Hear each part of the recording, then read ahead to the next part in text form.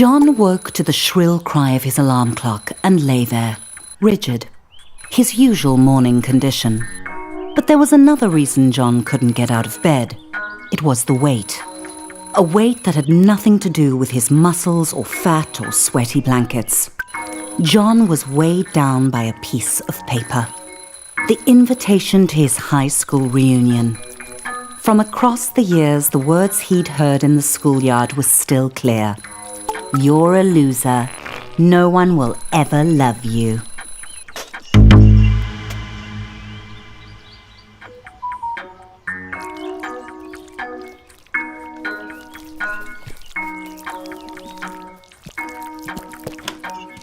John needed to shower and wash off the sweaty stink of desperate sadness.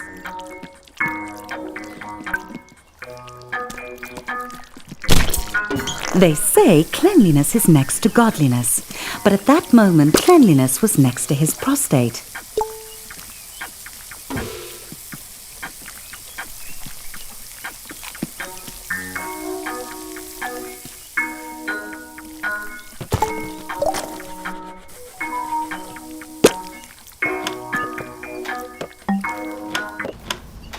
John had 3 months until the reunion to turn his life around. First, he needed to clean up. John called it his study, but it was basically for games and porn. Mostly porn.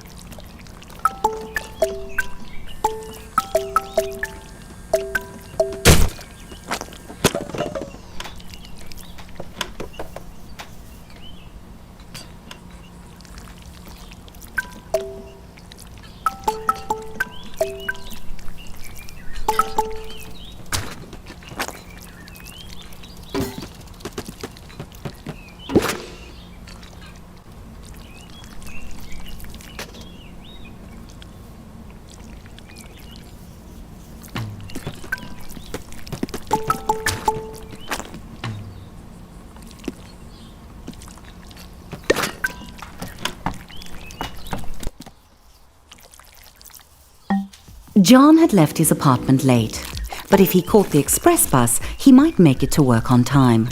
John didn't really like his job, but it had 2 qualities in its favor.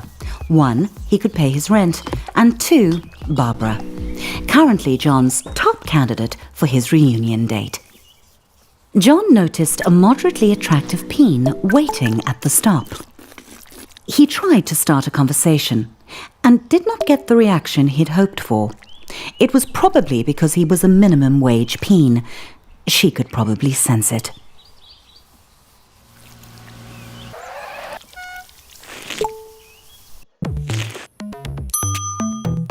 The office hummed with cold fluorescent lighting.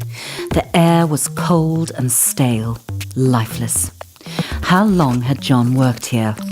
Long enough to deserve better. John was late, but he felt daring. He could sneak into the office through the archives, or he could stroll through the front entrance with enough confidence to bluff his boss.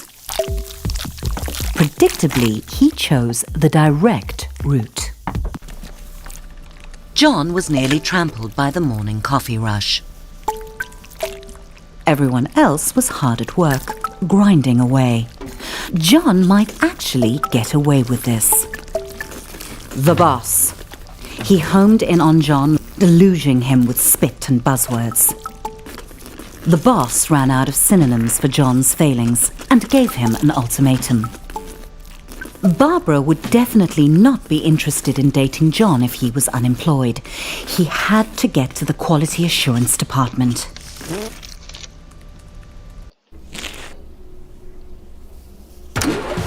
There might be a faulty dildo just waiting to cost the company millions in lawsuits.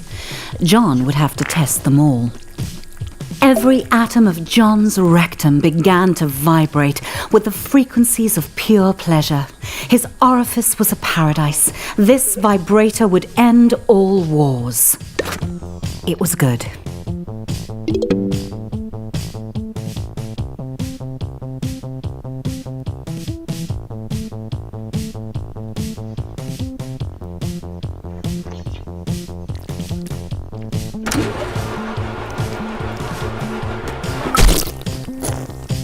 That one was good too. The Prostate Pounder X900 series, the most advanced vibrator on the market.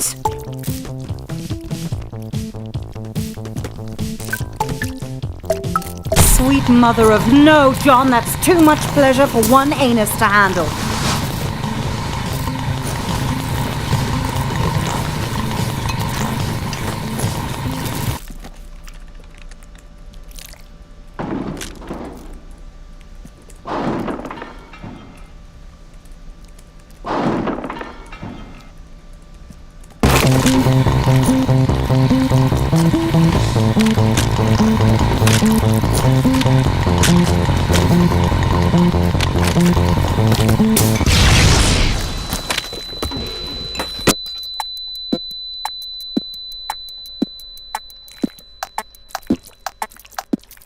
John's butt hurt, but his heart was proud. If that vibe had gotten out into the world, it could have injured a customer as badly as it had ravaged his anus.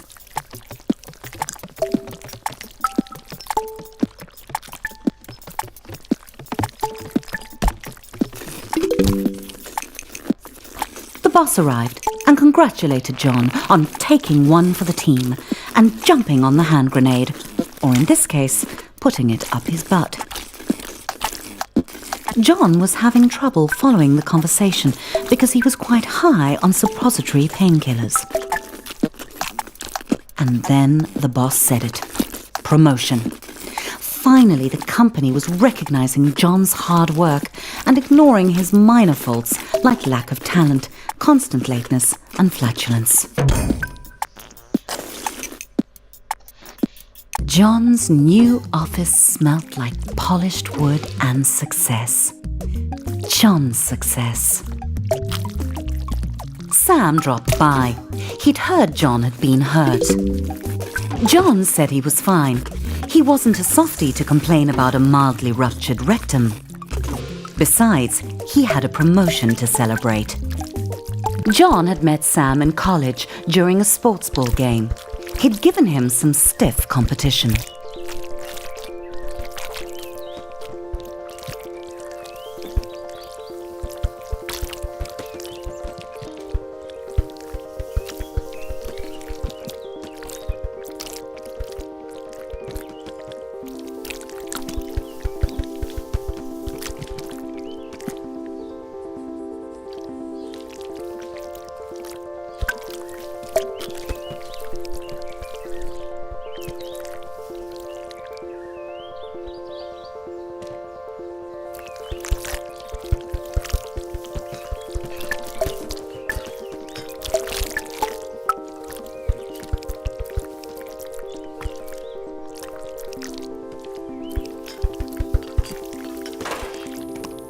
They'd started at Flesh Corp product testing together.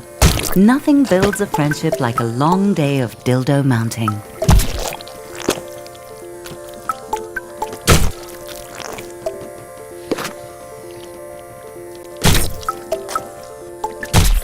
Yes, John had known Sam for a while. But John couldn't hang out with Sam. He had a reunion to prepare for. He was going out with Barbara tonight. He just had to ask her. Everyone was quiet, listening to the presentation. A good moment for John to ask Barbara out.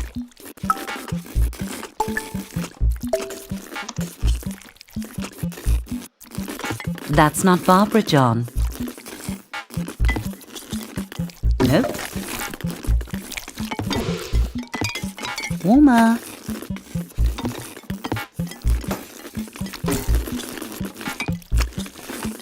Barbara agreed.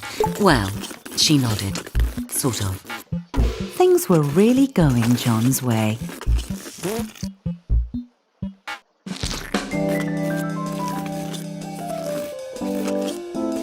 John tried to act as suave as possible and listen to Barbara talk business.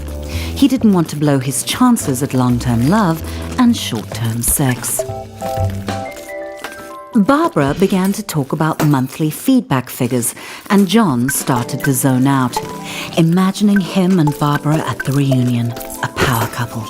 She would make his classmates sick with envy, if he could get her to tone down the boring chatter.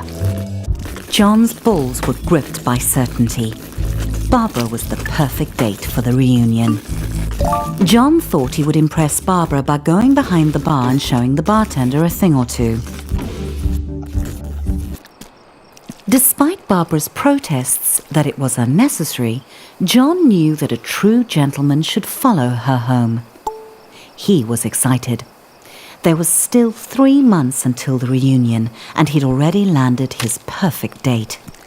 All he had to do was seal the deal. Barbara thanked John for the evening and politely did not invite him inside for coffee or sex, even though John had dropped some pretty obvious hints he'd be into both, or just the sex. The door slammed on John's hopes. He didn't understand. He'd laughed at all Barbara's pie chart jokes. He'd listened to her boring stories. The blank eyes of the lawn flamingos were witnesses to John's shame.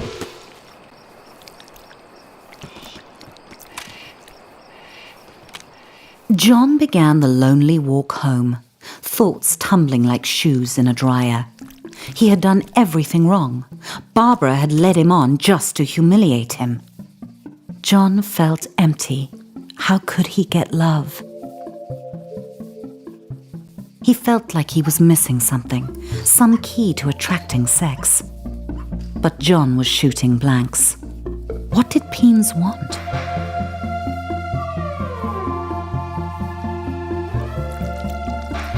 Then it hit John out of nowhere.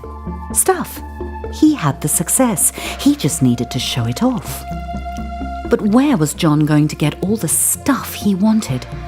John needed a sign.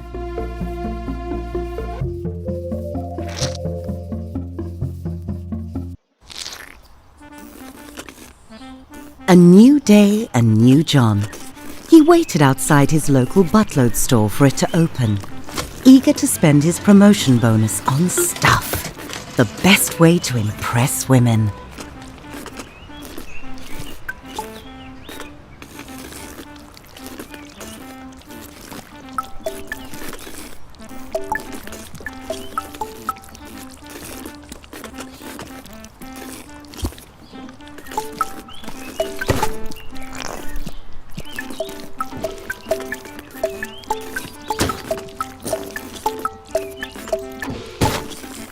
There's nothing like a rectum full of money to make a peen feel like a man.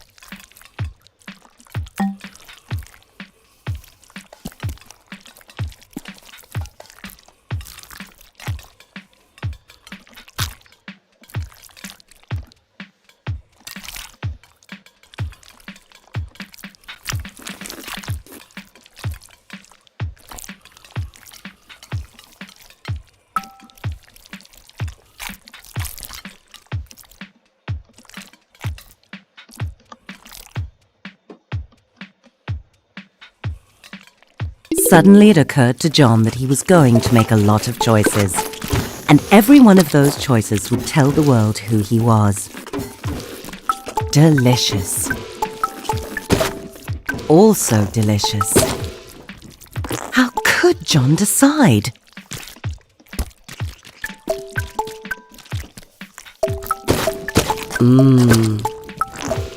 Just so Moorish.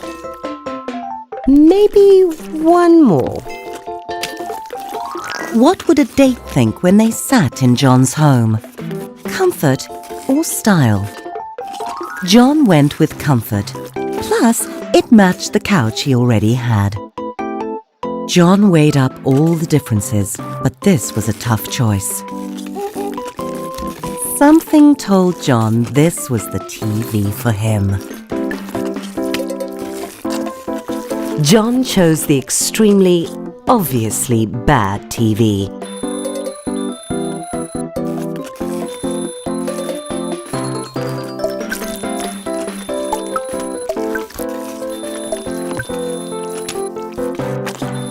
John realized that it was only 2 months and 29 days until the reunion.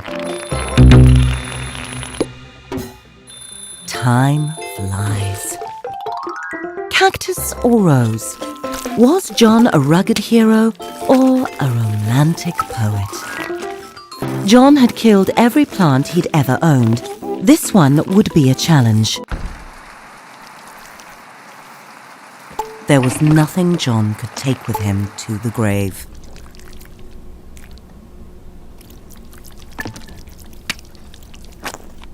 Except his coffin. Death is inevitable. Style is not. John liked to get his pizza delivered. That way he could see Delilah, the delivery peen. She always made him smile. John knew that Delilah thought pineapple on pizza was an abomination. What bedding would Delilah prefer? John couldn't help wondering. Regular sheets, just like the regular pizzas he regularly ordered. Devoid of any sense of style, buying new clothes would be John's toughest challenge.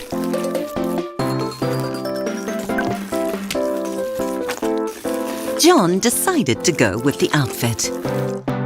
Music, the food of love. Should John go retro sophisticated or just retro? John was sure he could just pirate extra records. Every can was made of metal, pulled from the bones of the earth, wrestled to the surface and smelted in roaring furnaces. All so John could buy peas preserved in salty water and stick them up his butt. John's new purchases were on the way to his apartment. All he had to do was invite a date over. One look at all his stuff and they'd be overwhelmed with sexual desire. John felt proud and also hungry. It gave him an idea. He should invite Delilah over for dinner.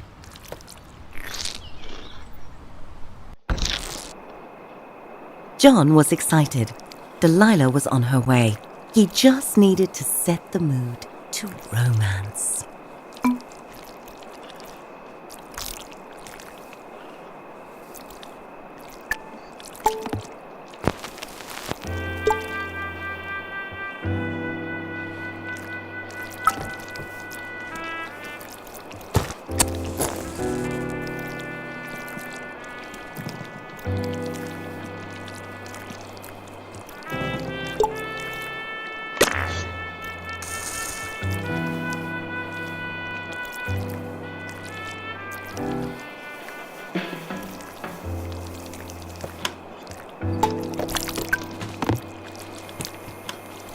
John hoped she didn't have allergies. That must be Delilah at the door.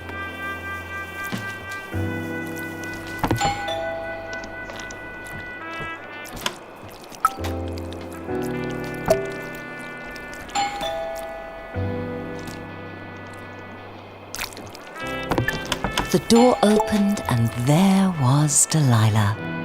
John gulped down his nerves and invited her in. John could tell that Delilah was impressed by his stuff. It was time to crank up the mood to seduction.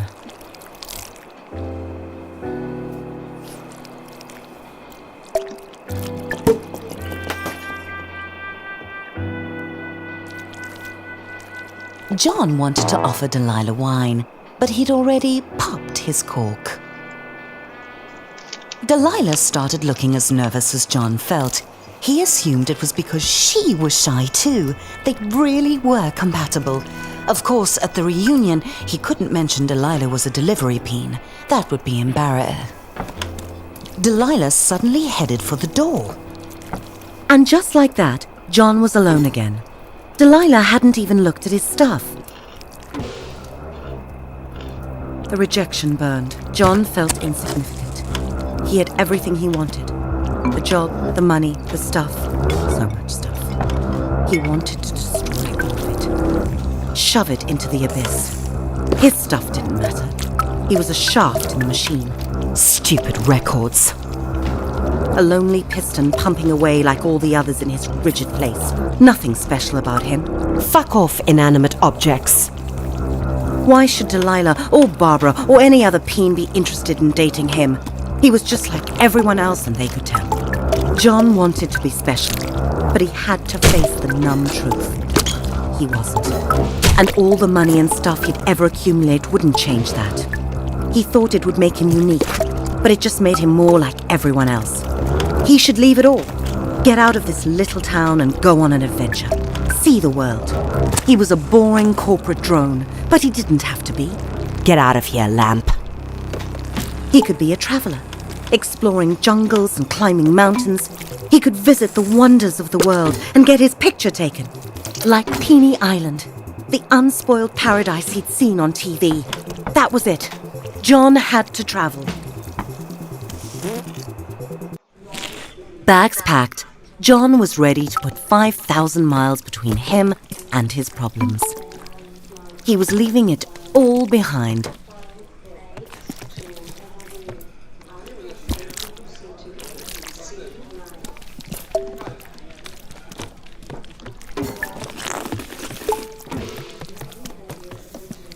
Including his luggage. John was so close, he could almost smell the freedom of the skies. Security sent John back through the detector. John had forgotten he had his nail clippers with him. He'd have to buy another pair soon, or he'd look ridiculous. When the acceleration of takeoff had slackened, John felt a sweet relief. He had left his worries on the runway.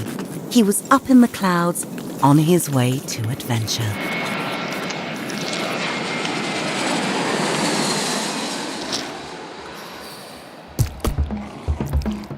John's adventure had begun at last, and clearly it was a small world after all, and also a flat one.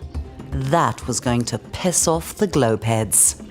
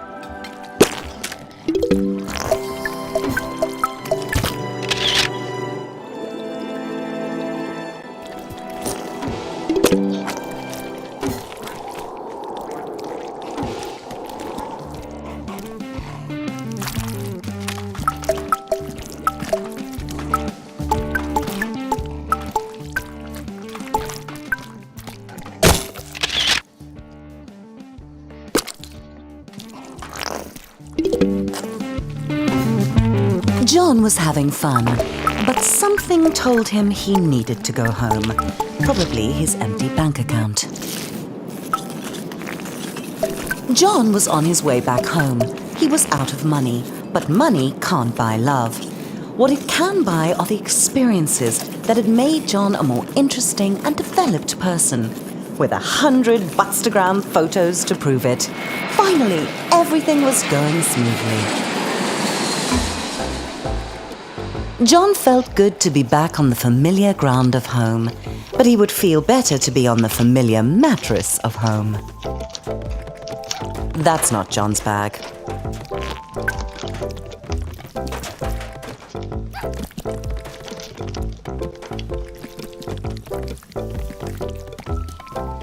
Not that one either.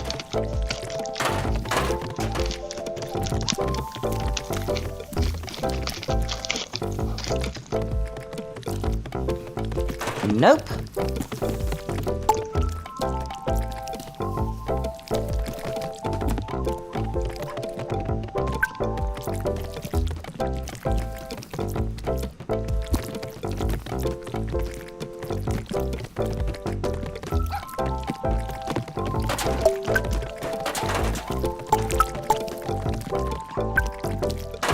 John really loved a good prig.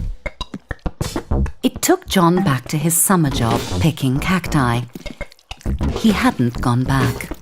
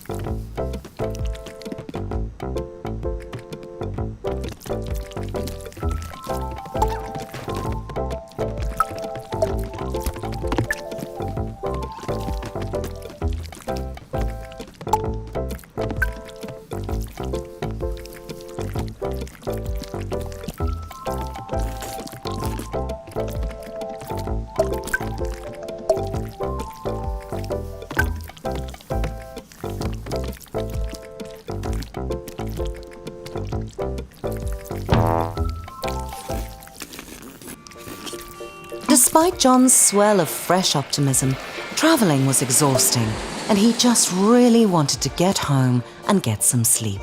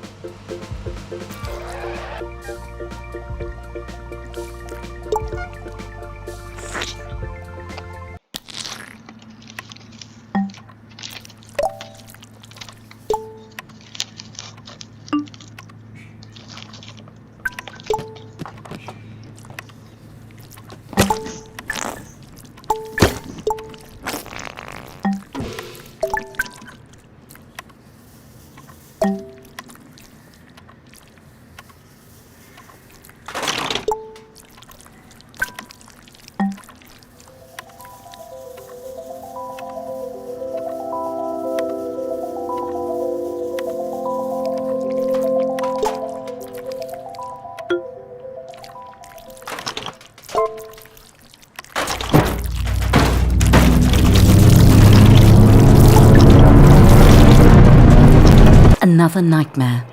John's stress about getting a date for the reunion was making him think of her. Harmony. He hadn't seen her in years. Would she be at the reunion? John shook off the thought. He wasn't a child. He was a fully grown penis.